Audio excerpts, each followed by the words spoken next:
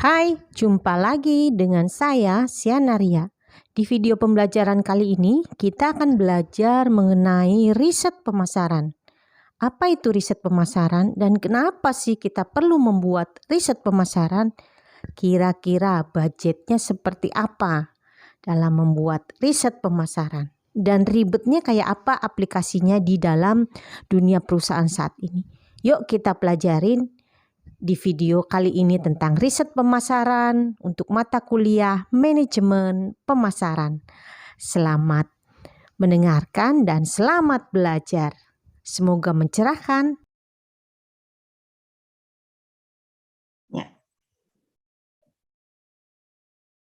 Ya, dari diskusi yang berkembang kemarin, ya kan, banyak yang bertanya bagaimana sih caranya supaya kepuasan konsumen kita bagus, gitu ya. Bagaimana caranya supaya perusahaan kita tidak mati, ya, seperti Nokia atau Fujifilm, ya, seperti BlackBerry. Bagaimana caranya? Ya, kita tetap bisa mengetahui kebutuhan konsumen kita, karena perusahaan-perusahaan atau bisnis yang bisa bertahan adalah bisnis yang selalu mengetahui kebutuhan konsumen. Ya, kebutuhan konsumen kita ketahui dari mana? Dari research, ya, dari research dan pengembangan. Dari riset, khususnya riset pemasaran. Apa sih yang terjadi? Jadi jangan merasa kalau kita sudah menjadi produk leader seperti zaman Nokia, ya, zamannya handphone awal itu ada BlackBerry, itu mereka mungkin tidak melakukan riset. Bahkan Nokia mengatakan bahwa saya tidak melakukan apa-apa. Kenapa kemudian perusahaan Nokia menjadi bangkrut dan mati? Justru karena tidak melakukan apa-apa, ya. Kemudian muncullah BlackBerry, ya, Nokia tertinggal karena dia tidak pernah, dia merasa puas dengan kondisi yang dimiliki saat itu, ya, apalagi kalau kita bermain di pasar teknologi. Ya, bermain di pasar teknologi itu harus sering melakukan riset pengembangan, ya, terhadap produk, ya kan, dari mana? Ya, dari kebutuhan konsumen. Konsumen menjadi butuh, kenapa? Karena produk-produk lain yang sejenis melakukan pemasaran, melakukan inovasi juga terhadap produk maupun layanannya. Misalnya, ya, seperti saya pernah bekerja di Yamaha Motor 2 tahun. Sebenarnya kan industri motor ini yang paling kencang di Indonesia itu hanya Yamaha, Suzuki, dan Honda. Hanya 3. Tetapi kalau misalnya Honda tidak melakukan pengembangan produk, gitu ya, inovasi terhadap produk, dia sempat kalah dengan kami Yamaha, gitu ya, di awal mulai adanya motor matic, gitu ya, dia sempat tertinggal karena dia merasa bahwa yang sudah dia lakukan itu sudah cukup bagus, gitu ya, dia dikejar-kejar oleh konsumen, gitu ya, sebagai market leader, gitu. Tetapi begitu konsumen beralih ke motor matic, dia kaget, gitu ya, dia terlambat. Nah, jangan sampai kejadian ini terlambat, ya, walaupun tadi saya katakan bahwa pemain pasar otomotif itu hanya sedikit, gitu, tetapi kita tidak boleh berpuas diri, gitu ya. Sekarang sudah mulai masuk di otomotif mobil-mobil listrik, ya, ada Tesla, gitu ya. Kadang yang kita pikir motor-motor yang cuman dulu ada di film, bahkan 5 tahun yang lalu, 10 tahun yang lalu, ya, 10 tahun yang lalu kita nonton film-film yang komputernya canggih, handphonenya canggih, gitu ya. Sekarang sudah muncul seperti itu, karena sebenarnya memang itu sudah dilakukan, sudah ada, gitu ya, di dalam benak pikiran manusia itu sudah ada, dan di produsen-produsen itu juga mungkin sudah diproduksi dalam kapasitas terbatas. Nah, kemudian ketika semua teknologi di dalam industri tersebut, ya, sudah bisa memenuhi pasar seperti itu, ya, maka kemudian itu menjadi mass production, menjadi produk yang massal, ya. Kalau dulu misalnya handphone, gitu ya, handphone zaman dulu hanya dikuasai 1-2, gitu ya, karena memang alat-alatnya untuk sebuah handphone itu masih besar alatnya, kemudian sinyalnya juga sangat-sangat terbatas seperti itu ya. Begitu sudah masuk ke daerah pedalaman biasanya kita sudah susah sinyal. Ya, tetapi sekarang para provider masuk ke kampung-kampung ya, kemudian menyewa tanah dan mendirikan tower-tower. Nah, itulah supporting dari bagian lain sehingga tadi providernya maju, begitu providernya maju yang berimbas adalah handphone. Ya, handphone secara hardware. Hardware berkembang handphonenya yang Samsung dan lain-lain, tapi secara software yang di dalam aplikasinya juga berkembang. Ya, di dalam Samsung itu kan banyak aplikasi. Ya, termasuk ada Microsoft, ada Android, ya, ada game di situ, ada Facebook, itu juga berkembang. Ya, karena satu bisnis itu tidak bisa maju sendiri gitu ya. Teknologi tadi kita memerlukan banyak supporting dari yang lain supaya tadi ya industri telekomunikasi berkembang karena seperti itu. Jaringannya bagus ya, kemudian handphonenya juga canggih, yang kedua tadi softwarenya juga bagus. Ya, tadi software ini bermain, yang software ini kan banyak banget di sini. Artinya kita melihat bahwa pasar ini berkembang. Ya, walaupun kita menjadi pemilik salah satu dari support ini, tapi tetap saja kita harus melihat bahwa banyak perkembangan yang berkembang di sekitar kita. Itulah yang membuat pemasaran itu harus terus berinovasi. Walaupun saat ini kita menjadi market leader. Ya, walaupun menjadi market leader, tetapi jangan berpuas diri. Ya, kalau berpuas diri kita terlambat. Jadi selama perusahaan berada di masa siklus yang dewasa, dia harus terus melakukan riset supaya dia tidak decline, tidak turun ke bawah, tetapi tetap naik ke atas. Ya, naik ke atasnya gimana? Inilah yang dilakukan supaya perusahaan tetap naik ke atas, melakukan research. Ingat ya bahwa tadi ada perusahaan-perusahaan ya, ada bisnis-bisnis yang menopang. Ya, apa sih yang terjadi dengan bisnis-bisnis penopang kita? Nah, kita harus perhatikan ini. Ya, tadi kalau kita bermain di teknologi handphone, tadi ada supporting bisnis lain ya, seperti jaringan. Ya, jaringan ini juga harus bagus. Kemudian software, ya, tadi ada games, ada media sosial yang makin berkembang. Kalau media sosialnya tidak berkembang pun, ya di sini software itu kan ada media sosial, ya, kemudian ada games, ya di dalam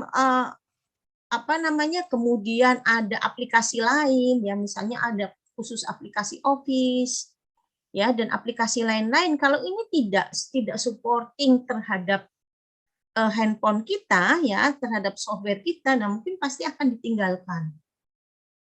Ya, pasti akan ditinggalkan. Dan misalnya ada yang lain lagi tadi selain jaringan, kemudian software, ya, kemudian juga bagian-bagian lain lah yang terkandung di dalam handphone ya, misalnya situasi pasar, makroekonomi, termasuk juga di sini masa pandemi ya, sekarang sudah mau jadi endemi. Di masa pandemi di mana kita mengurangi mobilitas, itu kan memaksa kita menggunakan handphone lebih tinggi, ya, menggunakan komputer lebih tinggi, menggunakan jaringan lebih tinggi. Nah, kita harus terus menginovasi produk atau layanan kita, jangan sampai kita terlambat gitu. Ternyata ya ini kan terus berkembang ya teman-teman, ini berkembang ya. Kalau misalnya sekarang kita di sini ya, nah ini terus maju. Jangan sampai tadi supporting bisnis sekitar kita sudah bergerak ke sini, ya kita masih asik-asikan aja di sini. Kenapa kita masih asik-asikan? Karena kita merasa sebagai market leader. Ya, jangan merasa seperti itu sebagai market leader kita asik-asikan. Karena untuk kita melakukan research itu butuh waktu. Ya, butuh waktu, butuh biaya. Ya, tidak bisa sebentar research. Ketika kita misalnya seperti saya ceritakan tadi, ketika Yamaha mengembangkan yang namanya teknologi mesin dengan Matic ya, mesin Matic. Itu risetnya itu bukan cuma sebulan 2 bulan ya, sehingga mengejar ketinggalan itu bisa bertahun-tahun.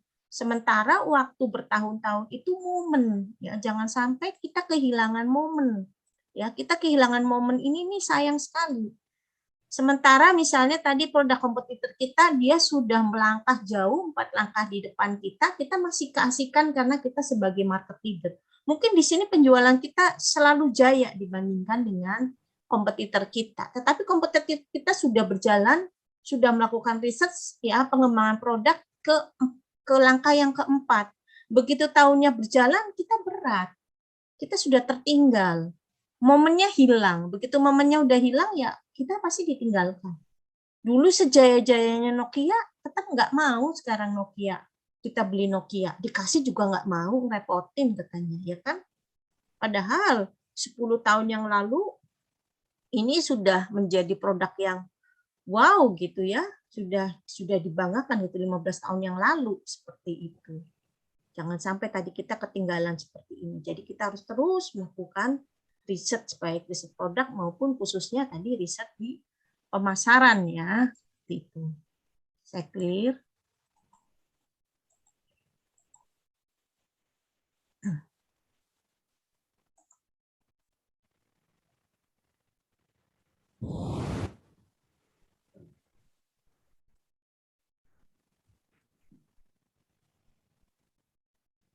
Oke. Jadi proses di dalam manajemen pemasaran ya tadi berangkat dari ya, survei yang kita lakukan terhadap ini kebutuhan, keinginan ya, keinginan dari konsumen maupun menjadi demand gitu ya, menjadi demand itu menjadi sudah akan diwujudkan gitu ya, sudah menjadi kebutuhan, menjadi demand. Ya, tadi dari orang pingin untuk sarana transportasi kemudian membeli ya, ingin membeli motor, ingin membeli mobil, itu menjadi demand, kebutuhan. Nah, para perusahaan harus bisa melihat ini ya. Kemudian muncullah menjadi produk ya. Produk yang punya value. Ya, produk yang dicari oleh konsumen adalah produk yang memiliki value, yang memiliki nilai. Nilainya harusnya nilainya lebih. Kalau cuman kita beli Pepsodent yang hanya untuk membersihkan gigi saja mungkin kurang ya. Tapi misalnya membuat gigi putih, kemudian membuat nafas harum, ya, membuat nafas harum, gigi putih, menyehatkan seperti itu ya, kemudian bisa membunuh bakteri. Nah, ini value-nya banyak di sini. Ya, value-nya banyak di sini.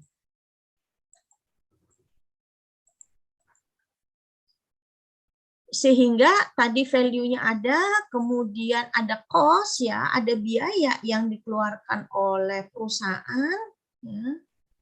Dan juga ada kepuasan ya, ada apa namanya nilai yang diperoleh juga oleh konsumen, ada value ya, ada harga yang harus dibayar untuk mendapatkan barang atau jasa yang kita inginkan, dan juga ada kepuasan.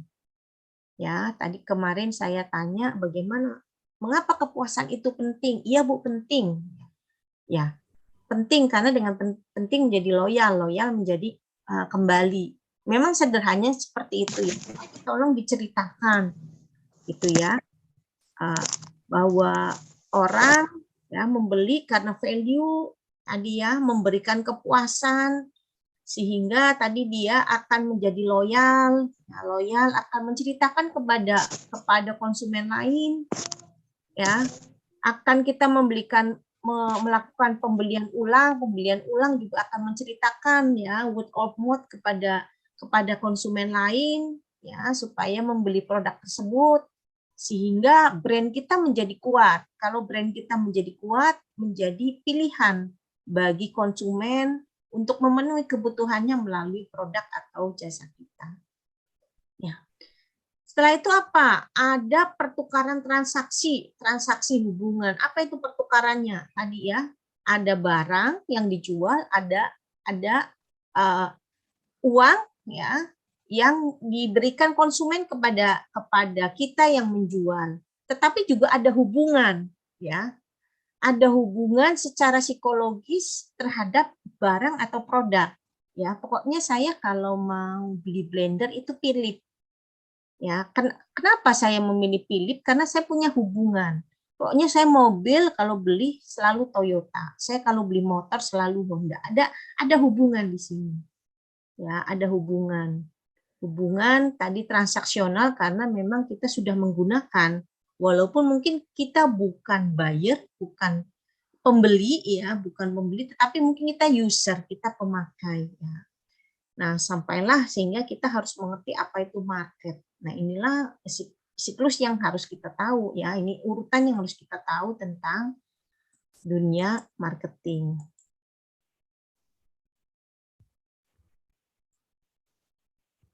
Ya. Tadi kalau customer merasa puas, ya, maka tentu saja akan menghasilkan profit. Tadi kan dia beli lagi ke kita ya, menghasilkan profit, keuntungan, memberikan margin. Ya, kemudian memberikan juga satu effort gitu ya, satu dukungan untuk perusahaan kita secara keseluruhan. Wah, konsumen senang ya. Barang kita terjual, bukan cuma itu, tadi menciptakan hubungan itu relation antara produsen dengan konsumen itu sesuatu yang luar biasa yang harus dijaga ya, yang harus dijaga oleh perusahaan, oleh company, sehingga bagaimana dia caranya ya tadi sudah mendapatkan profit, membuat satu konsep ya, satu konsep marketing yang mendukung gitu ya, mendukung berarah kepada kepuasan konsumen ya. Bagaimana itu? Nah, itulah yang menjadi PR untuk kita, untuk perusahaan, apalagi untuk teman-teman yang sedang menjadi entrepreneur ya, yang sedang bergerak untuk mengembangkan brand sendiri, ini harus konsep ini harus teman-teman ketahui gitu. Walaupun mungkin kita bermain di pasar yang sudah jenuh, misalnya kopi itu kan sudah mulai jenuh ya. Karena kalau kita buka di GoFood gitu ya, GrabFood, begitu kita nyari kopi segambreng gitu ya, dari yang nilainya seitunya 5.000 sampai yang 50.000 ya, ada semua di situ. Nah, bagaimana kita bisa bersaing di sesuai dengan pasar yang kita tuju ya. Nah, apa yang dilakukan? Bagaimana kita membuat satu rencana dan strategi pemasaran? Ya, kita membuat rencana. Ya, rencananya apa? Rencananya kita harus melihat analisa global. Analisa global itu berarti analisa secara makro. Apa sih yang terjadi secara makro itu ya di dunia internasional itu? Apa sih yang terjadi? Ya, sekarang sudah yang sedang terjadi, isu yang sedang ramai adalah metaverse.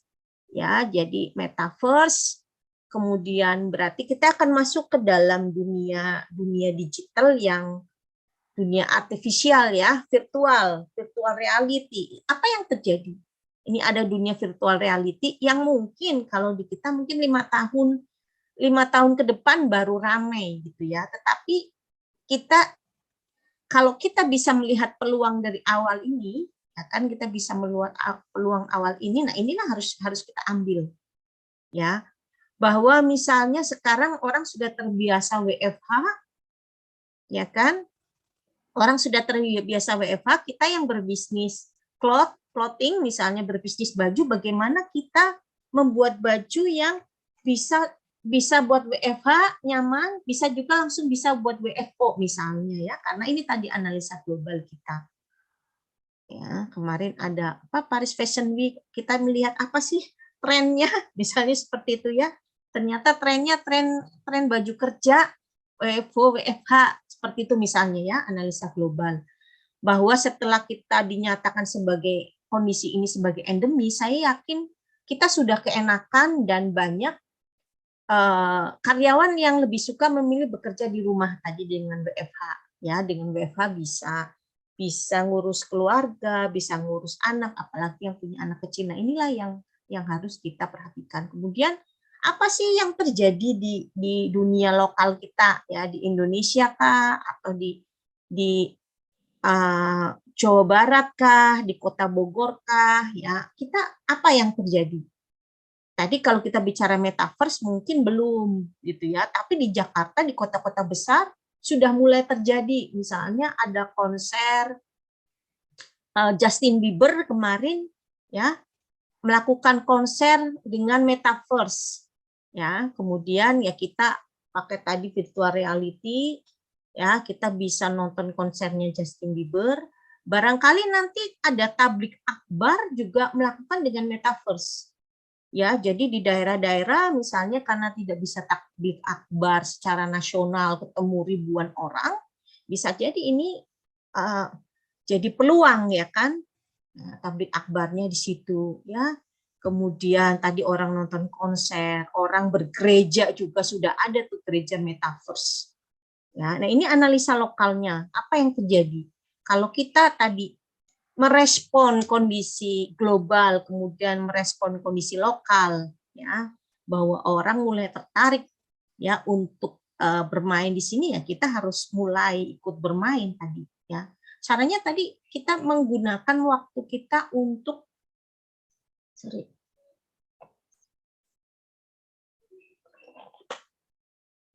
melakukan riset ya. Setelah itu kita menganalisis jenis usaha.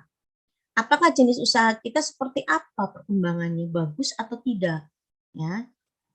Oh ya, dengan mungkin tadi karena orang sekarang metaverse, kita bikin konser atau ketemu sama teman-teman kita gitu ya, satu geng karena gengnya jauh-jauh, kita ketemu dengan metaverse, kemudian biasanya kalau kita ketemu geng kita suka ngopi-ngopi ya. Nah, ketika kita ngopi apa yang dilakukan? Ya, misalnya supaya pada waktu kita masuk metaverse ya kan, usaha kopi kita bisa masuk ke dunia metaverse gimana? Misalnya kita sudah mulai masuk ke situ ya. Jadi secara fisik kita punya kopi misalnya ya, tetapi di metaverse kita sudah memasukkan brand kita. Ya, jadi misalnya brand kita brand Starbucks misalnya ya. Brand Starbucks kita masukkan ke dalam metaverse. Jadi ketika tadi kita ketemu dengan teman-teman, ya, mungkin tidak kita menikmati secara fisik kopi kita, ya, tetapi secara tadi virtual kita pakai brand kita masuk.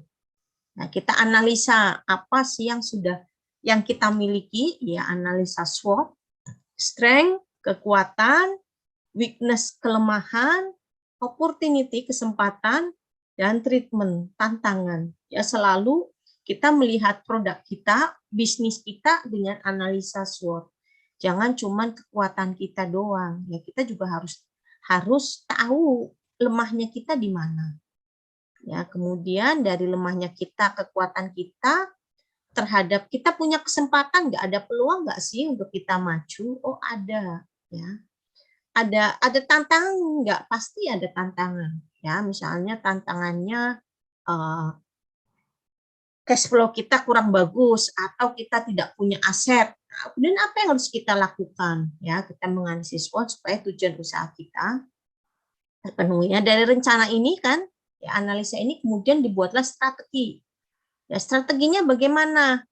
Ya, kemarin kita sudah belajar mengenai STP ini ya, segmentasi ya. Kita memilih pasar tadi ya, segmentasinya, kemudian kita menargetkan pasar kita yang mana sih targetnya?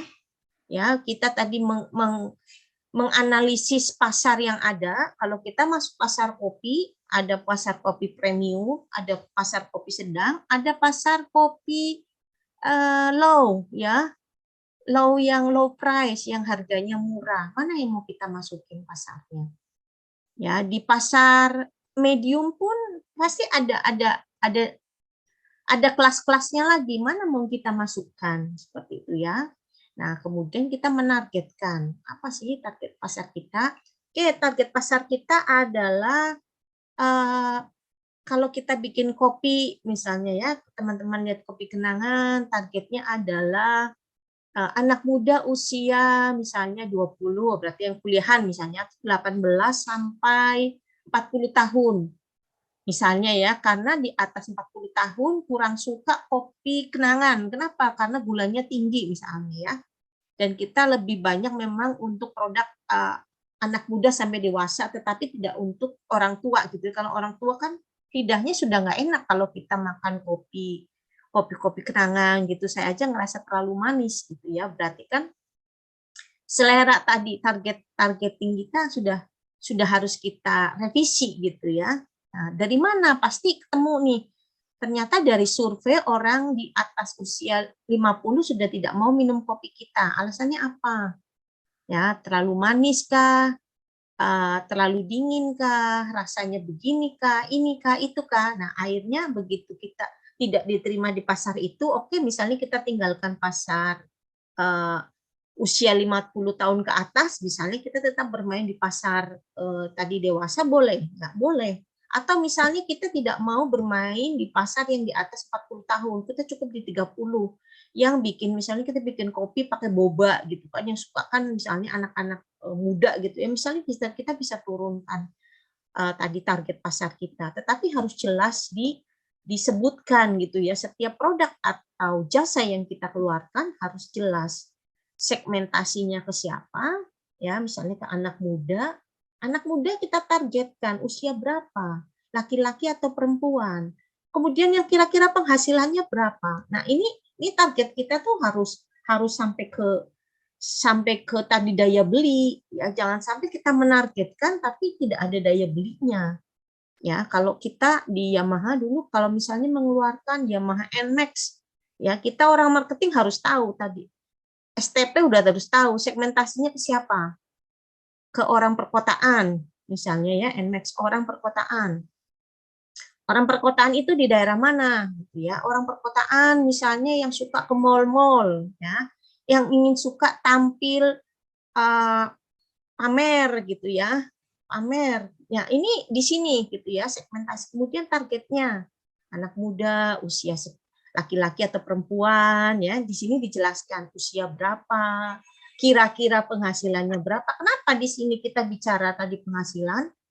Tadi juga harus berpikir kalau seandainya kita menargetkan usia 18 tahun misalnya ya, walaupun misalnya motor yang beli orang tuanya, tapi seberapa banyak sih gitu ya anak muda misalnya lebih suka NMAX dibanding Aerox misalnya seperti itu ya. Nah itu targeting supaya pasar kita juga tidak tumpang tindih. Jangan sampai pasar kita tumpang tindih ya. Nah, kemudian kita mempositioningkan ini kita ya, mempositioningkan produk kita memang untuk ini target kita apa. Yaitu strategi yang dilakukan pada saat tadi kita mau mengeluarkan produk ya, supaya produk kita laris di pasaran. Kita strategi, kita menggunakan taktik diferensiasi, pembedaan. Apa sih yang membedakan kita dengan kompetitor, dan apa yang membedakan juga antar produk di kita. Jangan sampai tadi tumpang tindih. Kalau sampai tumpang tindih nanti saling membunuh ya. Kalau saling membunuh jadi tidak menguntungkan seperti itu ya. Diferensiasi. Kemudian marketing mix apa yang kita lakukan supaya tadi produk, place, kemudian price, harga, ya, dan promotion yang kita lakukan itu sudah bisa mendekati pasar ya, sehingga terjadi selling, penjualan kan, karena ujung-ujungnya adalah selling. Nah, kemudian dari taktik ini kita akan membuat nilai-nilai itu di dalam apa? Value tadi kan, kita tidak hanya menjual produk, tetapi juga ada value. Value-nya tadi dari merek, ya, brand yang kita miliki, kemudian pelayanan, ya, selain pelayanan juga ada manajemen yang mendukung, ya, sampai pada berhasil atau kesuksesan produk kita. Nah, ini perlu satu rangkaian ya.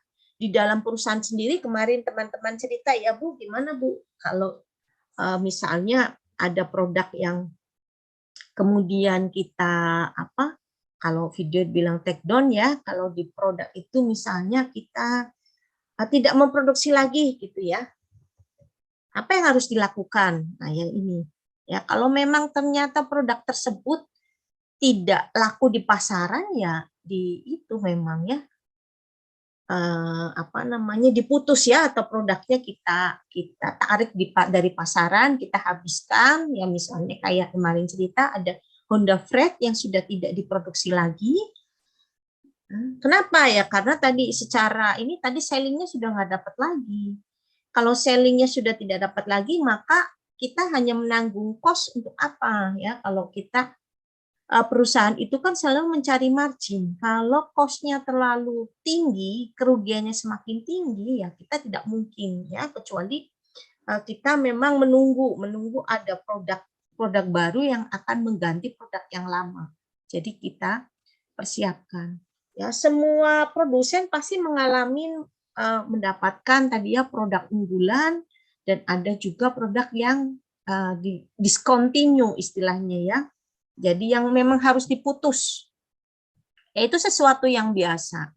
Ya produk yang gagal itu sesuatu yang biasa ya ketika tidak diterima oleh masyarakat ya seperti Nokia tidak terima di masyarakat, bisnisnya semua tumbang. Karena itu kan satu merek ya, satu brand yang memproduksi banyak model jenis handphone ya. Tetapi kalau kita misalnya kayak Yamaha ada yang tidak laku apa ya discontinue misalnya RX King ya, RX King dulu menjadi jaya kemudian didiscontinue. Sebenarnya didiscontinue itu karena bukan karena tidak laku tetapi karena adanya kebijakan dari pemerintah ya, ini ada analisa global bahwa motor 2 tak itu tidak boleh masuk ke dulu di Jenderal Sudirman di Sudirman ya di Jakarta dan di kota-kota besar itu dia nggak boleh gitu karena memang asap buangannya ya populasinya polusinya itu terlalu tinggi ya sehingga itu kemudian di discontinue walaupun sebenarnya penjualannya masih bagus. Tapi lah itu salah satu yang harus dilakukan karena adanya kebijakan ya kebijakan makro yang tidak mungkin kita paksakan gitu ya, tidak mungkin dipaksakan mengeluarkan RX King sementara itu dilarang ya. Walaupun sebenarnya bisa saja Yamaha kemudian membuat produk dengan nama yang sama tetapi misalnya sistem mesinnya menjadi 4 tak bisa saja ya. Tetapi mungkin akan berpikir akan kehilangan. Jadi kayak berubah seperti itu ya, bisa saja seperti itu. Kemudian apa yang harus dilakukan ya dalam strategi ya, sebentar ya. Peran riset pemasaran dalam rencana dan strategi pemasaran ya. Bahwa masyarakat kita selalu mengharapkan ide-ide temuan baru, inovasi ya dari lembaga yang menawarkan produk atau jasa melalui proses penelitian dan pengembangan teknologi. Orang itu senang, pasti seperti itu ya. Begitu ada Samsung keluar baru ya yang level apa ya kita langsung tertarik. iPhone ya sekarang udah iPhone 13 atau 14 misalnya. Udah ada yang datang lagi, apa sih hebatnya ya. Motor sudah ada yang baru lagi, apa sih hebatnya? Nah, misalnya sekarang udah keyless, sudah nggak pakai kunci ya, tapi tadi pakainya remote ya seperti itu. Kemudian ada teknologi apa ya yang canggih seperti itu ya, sama akan dicari oleh konsumen kita. Nah, riset ini tadi menciptakan ide-ide, kemudian memilih ide-ide, ya, kemudian membuat pengujian dan pengembangan konsep, ya, membuat pengembangan dan strategi pemasaran, ya, kemudian menganalisis bisnis, mengembangkan produk dan tes pasar. Ya, ini yang dilakukan, ya. Kemudian dari sinilah kita bisa melakukan komersialisasi. Ya, berapa lama? Ingat teman-teman, ini riset ini sangat mahal, ya mahal banget. Sehingga produk-produk awal ini biasanya harganya mahal. Ya, begitu harganya mahal, kemudian dicari orang, kemudian semua orang makin mencari produk tersebut ya, sehingga demand-nya tinggi, begitu demand-nya tinggi bisa mass production. Kalau sudah mass production atau produksi massal, maka harganya pasti akan murah. Ya, karena tadi belinya, kalau kita beli spare part ya ribuan dengan jutaan, pasti harganya berbeda. Sehingga mass production selalu lebih murah. Tetapi tidak bisa satu bisnis, satu perusahaan mengeluarkan barang langsung mass production. Kenapa? Nanti kalau tidak diterima di pasaran, kemudian banyak problem, ya riset itu sangat terbatas. Ya. Seperti ini contohnya teman-teman.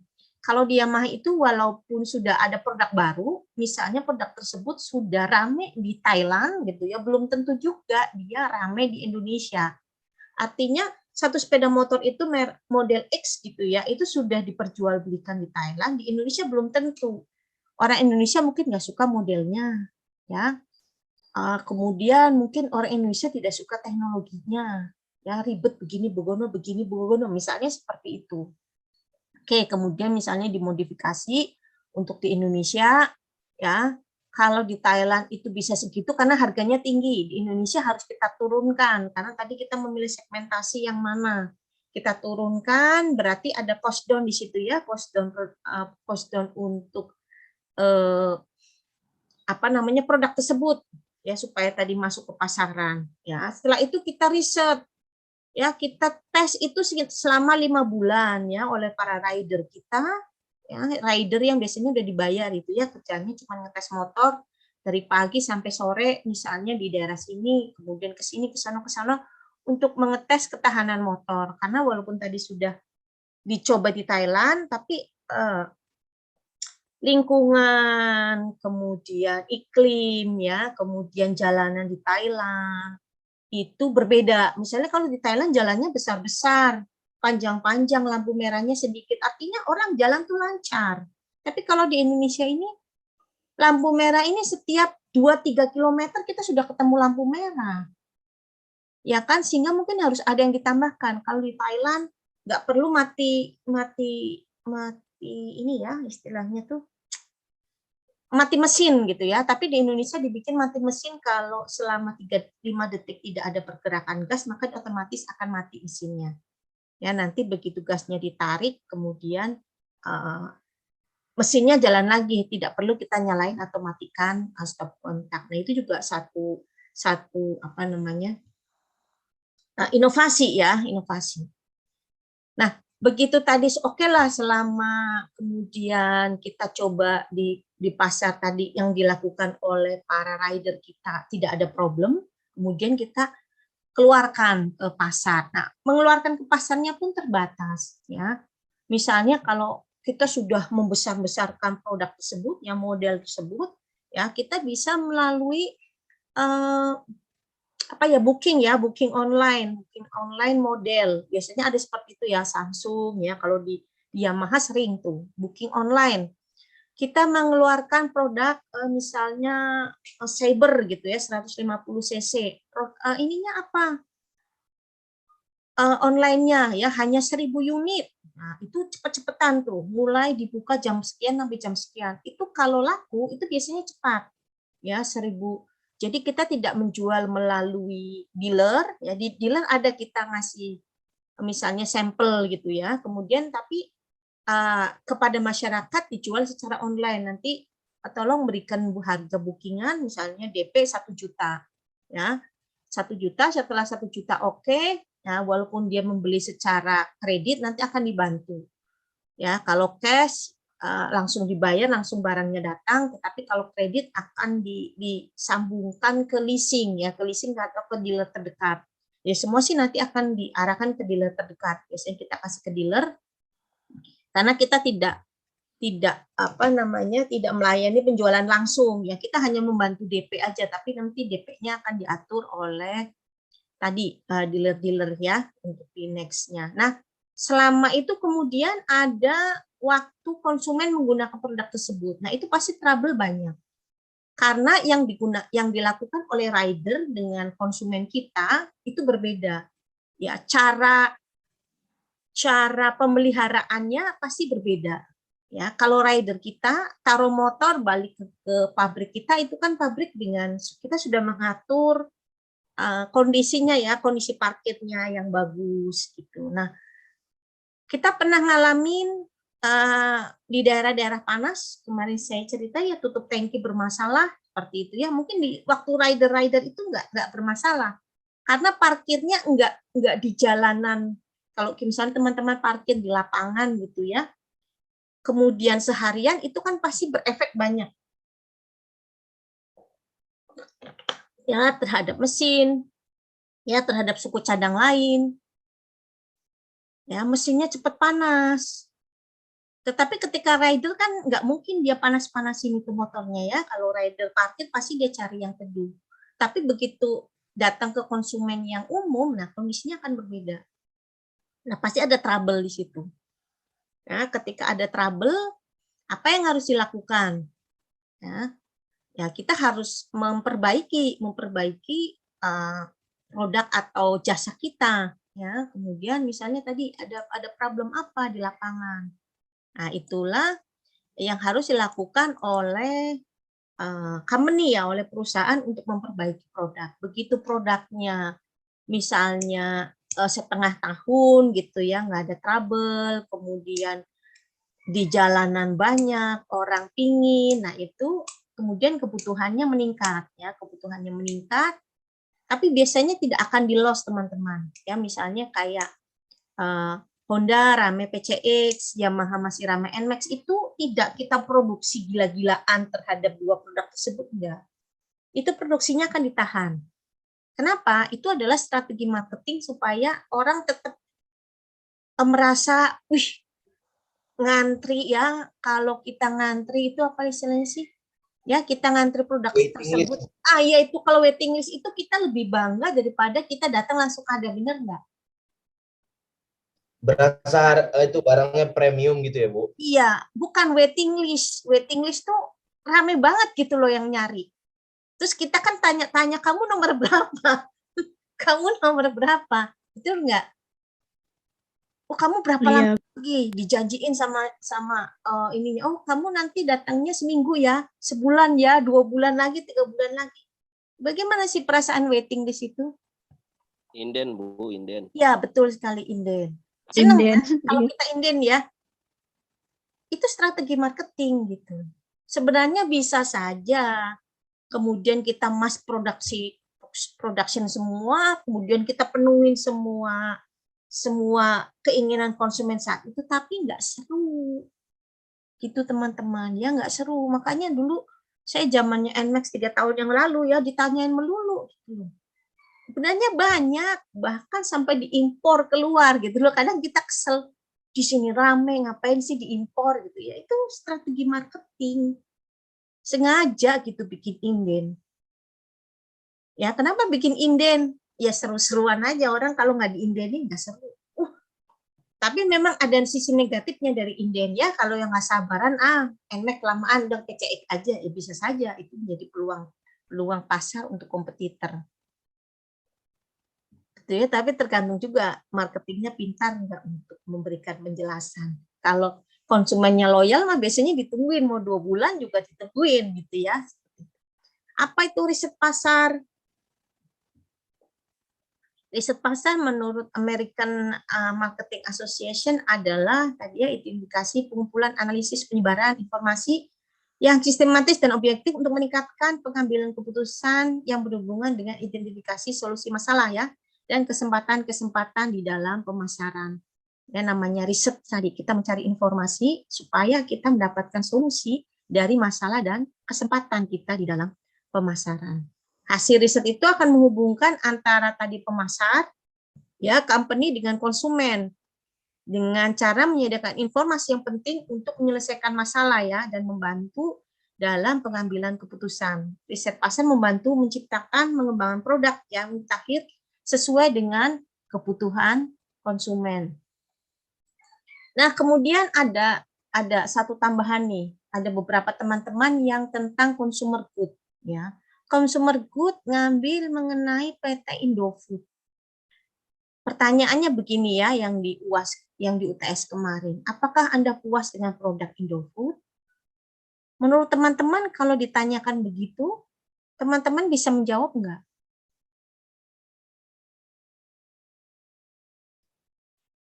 Nggak, Pasti gimana? nggak bisa, Bu. Ya nggak bisa. Indofood yang mana? Ya, produknya yang mana gitu. Yang mana? Kecap. Nggak detail kali ya, Bu. Iya, kecap. Kan harus begitu kan? Indofood yang mana? Kecap. Indomie. Ya. Nah, itu teman-teman kemarin seperti itu banyak. Apakah Anda sangat bagaimana? Kemudian masukan Anda untuk pengembangan produk Indofood. Nah, ini kamu tanyanya ke siapa? Tanyanya ke konsultan, ya, apa tanya ke konsumen? Coba tuh ya yang ngerasa membuat pertanyaan seperti itu. Harus spesifik. Kalau ngambil Indofood ya langsung aja. Misalnya kecapnya, ya udah ngomongin kecap. Apakah rasa kecap Indofood ini lebih enak dibandingkan dengan misalnya kecap yang lain ya, kalau Anda misalnya membutuhkan jawaban ya atau tidak.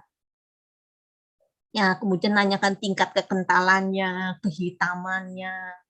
Apakah kecap ini banyak mudah Anda dapatkan di toko-toko sekitar Anda? Kan enak ya kita bicaranya. Satu, jangan ngomongin Indofood semua.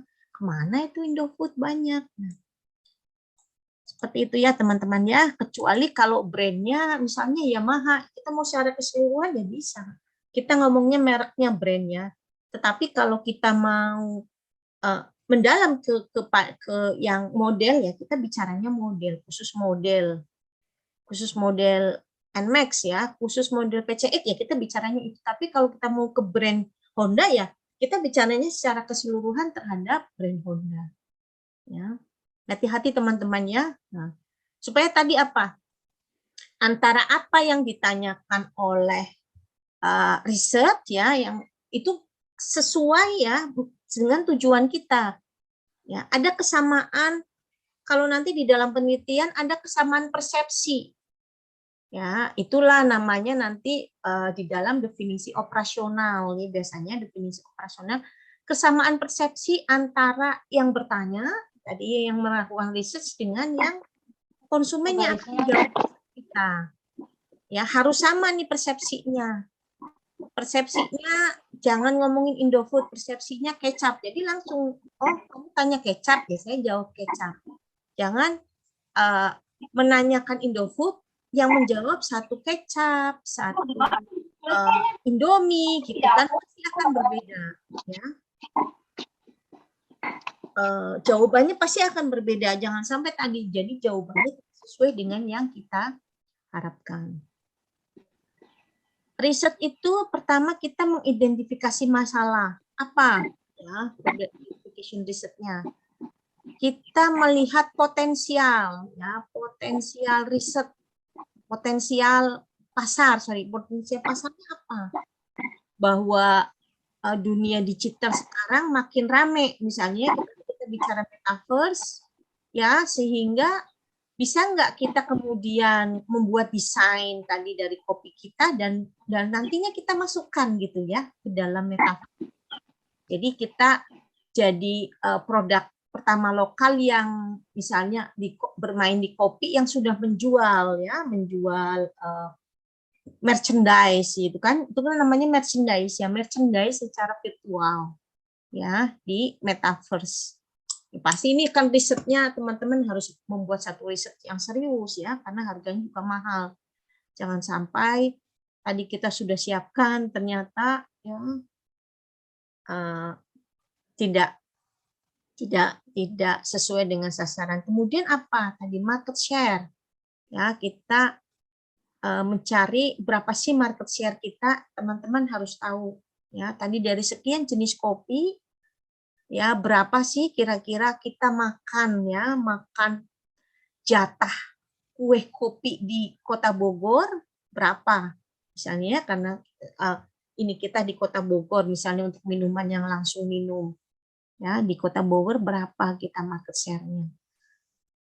Ya, teman-teman harus tahu ya. Kemudian kita membuat image ya, gambaran tentang tadi pasar kita, kemudian memforecasting. Ya, kira-kira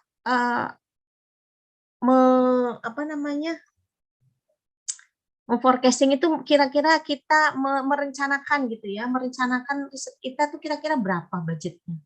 ya, budgetnya berapa. Kemudian kita melihat tren bisnis. Nah, ini secara makro ya, inilah yang harus diidentifikasi. Nah, kemudian kita juga menggunakan research untuk mengatasi masalah. Mengatasi masalah lebih kecil ya, lebih terfokuskan pada segmentasi ya. Kita mau ngecek segmentasinya apa sih? Kalau kita buat kopi ya, segmentasi paling ramai itu di mana? Di daerah perkotaan kah, pedesaan kah, perumahan kah, mall kah? Nah, ini nih segmentasi di sini ya.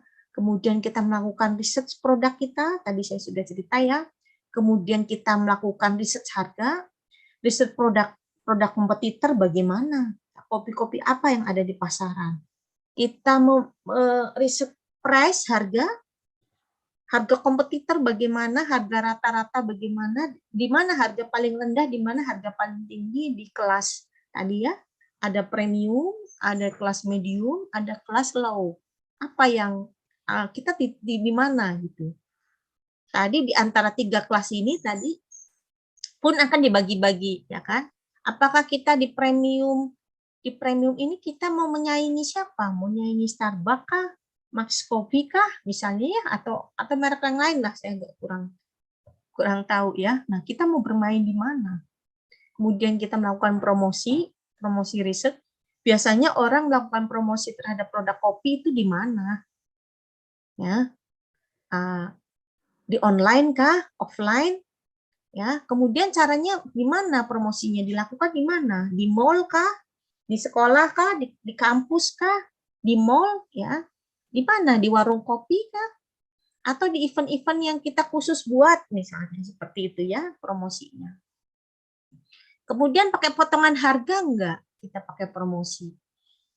Misalnya karena kita masih ini ya, kita bikin satu buy one get one ya. Kopi kita yang rame, kita memasukkan produk kita yang baru, maka buy one get one. Ya, misalnya buy one-nya yang satu harus yang besar ya, large, ukuran L, kemudian kopi kita yang kita promosikan dengan ukuran small, misalnya seperti itu ya. Buy one get one itu kan judulnya sama, tetapi ukurannya berbeda ya promosi. Kemudian kita melakukan distribusi ya. Distribusinya mau kemana? Yang mau kita utamakan. Nah, inilah ya klasifikasi kita melakukan riset pasar banyak ya. Iya, dan semua ini teman-teman membutuhkan yang namanya biaya cost. Nah, makanya wajar kalau perusahaan-perusahaan besar kemudian market leader harganya lebih mahal dari produk yang bukan market leader. Kenapa? Karena mereka harus menambahkan biaya riset. Ya, risetnya aja tadi banyak ya. Melakukan riset ini secara makro, kemudian melakukan riset secara mikro, ya ini kan mikro nih di dalam perusahaan. Itu sesuatu yang butuh biaya yang sangat besar dan bukan cuma biaya, waktu. Ya, ini departemen yang paling banyak buang uang. Ini departemen research dan promosi biasanya ya, itu buang uang. Biasanya ini musuhnya orang finance. Ya, kerjanya riset, orang riset kan buangin duit. Kenapa membuang uang? Ya iya, karena ketika kita membuat riset, kemudian kita melakukan promosi, ya itu kan nggak mungkin kita kemudian bayar, Pak, kita punya kopi, silakan Pak duduk sini cicipin misalnya buat 3 gelas kopi tanpa merek gitu ya. Kemudian Pak coba cicipin kopi di gelas A, gelas B, gelas C, dan berikan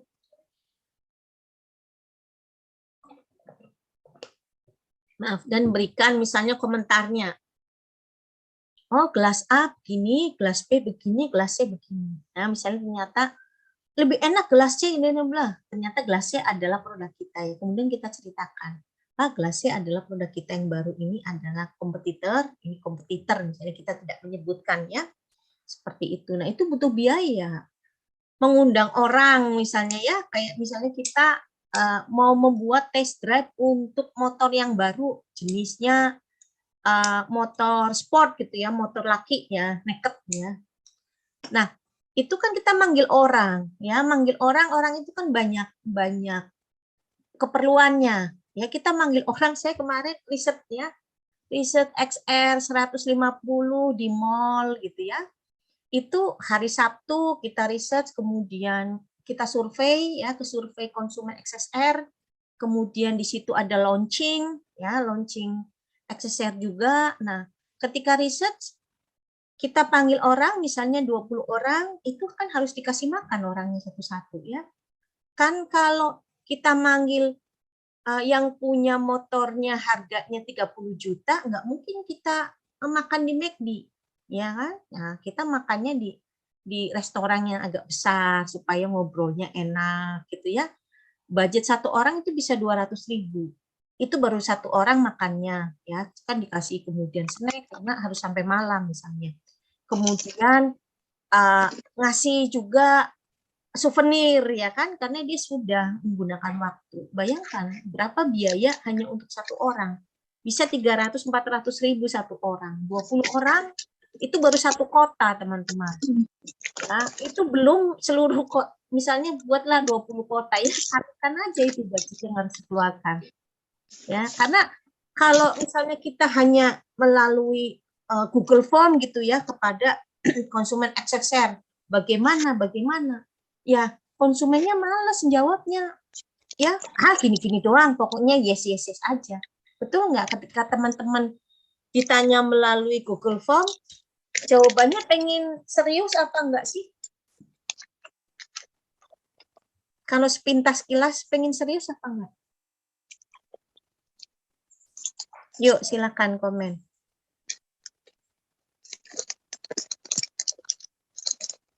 Tergantung pertanyaannya, Bu. Tergantung pertanyaannya ya. Iya. Tapi juga tergantung kesibukan, benar nggak sih? Iya, kalau makin sibuk biasanya jawabnya kadang singkat sih, Bu. Singkat Yang jelas. Bila video ini menarik dan berguna untuk Anda, silakan subscribe buat yang belum subscribe, berikan like dan komennya, serta mainkan loncengnya untuk mendapatkan notifikasi. Inilah channel memasak, kuliah ekonomi, skripsi tesis, dan juga motivasi. Sampai jumpa di video berikutnya.